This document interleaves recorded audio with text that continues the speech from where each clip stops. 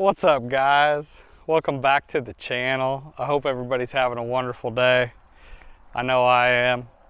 I'm out here with my son Drake. What's up, guys? And I'll give you a little update. It is Monday, January 27th. Yep. And so, a little backstory on this one, so bear with me. We had, I called up my rock delivery guy, Mr. Eblin, on, what was it, Thursday? Last Thursday, and he said, well, I could try to get out maybe next week sometime, but he's like, I don't know when I'll be able to do it.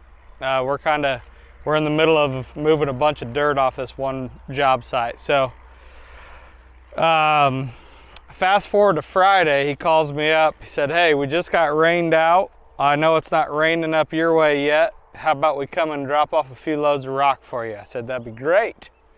So at that point in time, it hadn't rained at all. So I hang up the phone and it goes maybe 15, 20 minutes later, it just starts downpouring. So it was a little too late. I couldn't call him and say, hey, let's cancel that load, because he would have had to come out here on all this dirt, you know, and it was just, so I met the driver out here, and we decided it was just way too wet. Obviously he'd get stuck trying to dump it. And it was one of those semis with a big side dump trailer. So he's like, well, let's just leave it parked here until Monday. Maybe it'll be dried up by then. And that's what we did. And so actually I went and had him give me 4 side dump loads of this white rock.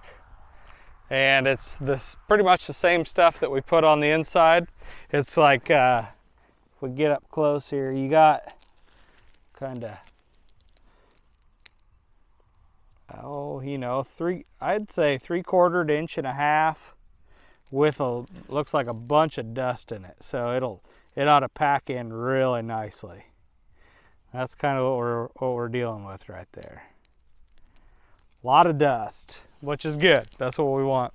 We want this to pack up nice for for when we run a compactor over it. It'll pack it in tight. But on each truck, 60, 90, yeah, he could get around 25 to 27 ton of rock on each load. So right around, maybe it's around 100 tons. And what we're gonna do, so it's right next to this driveway right here. You can kind of see that. And all of, in front of that garage door, we're gonna need rock. In front of that garage door, we're gonna need rock. So what we don't use inside the building to bring it up to grade, because you can kind of see that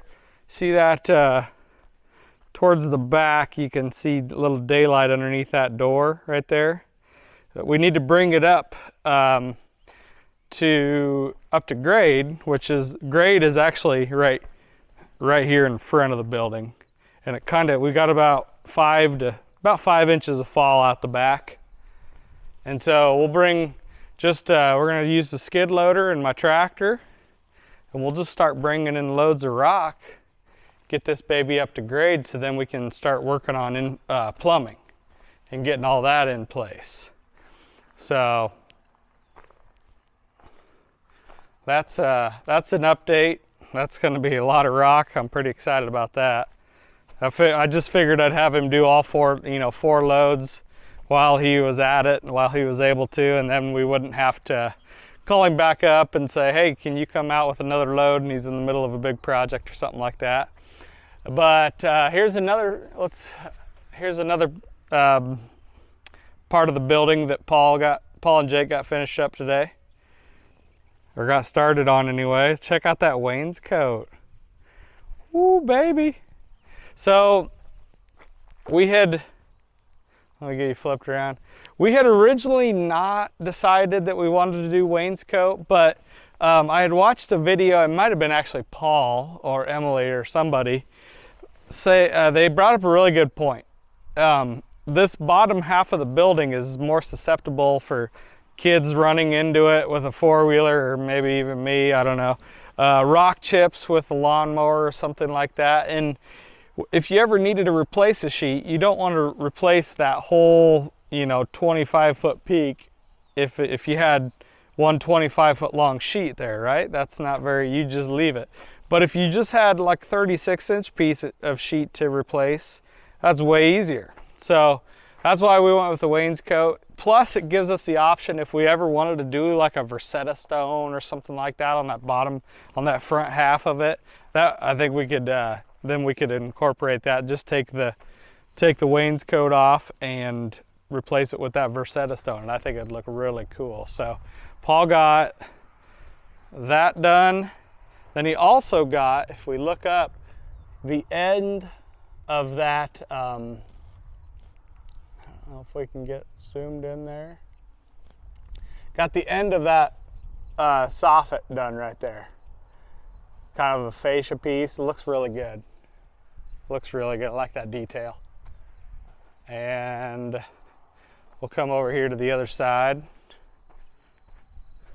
Gosh, looking awesome, dude. Just looking awesome. Can't even hardly believe it. I called the gutter guy, and he's thinking he can get out here next week sometime and get on some gutters for me. So that'll be great, because this last rain that we had, man, you should see all of the mud that kicked up onto the building from falling off the roof, from falling over the roof. It's pretty wild. So then he got all this wainscoting on all the way down, and then he's got this piece that the next sheets of steel sit on. Look at that corner detail, looks really sharp, really good. And he uses a roofing nail. I didn't realize that's what you used for that. So that's good to know. I love those black screws. They look good. Just looks awesome. Just looks awesome.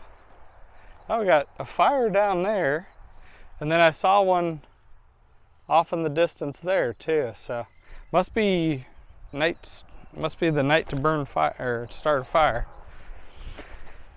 Let's see what else. Paul it looks like he's got all of his steel kind of staged. You can see as he's going up that, the shorter steel here, and then it'll get the longer and then shorter again. He's kind of got each piece laid out there for when he's ready to cut it, I imagine. And looks like we got an extra sheet of, okay, a couple sheets of black there. This is probably ridge cap. So that's your update for Monday, June 27th.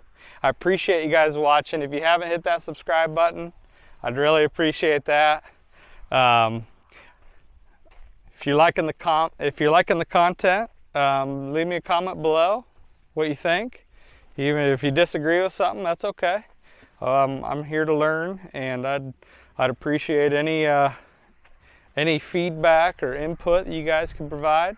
I know you guys are a bunch of smart individuals who have a lot of knowledge to pass on. So I would appreciate it if you pass it on to me. So we'll catch you on the next one. Everybody have a great night. See ya.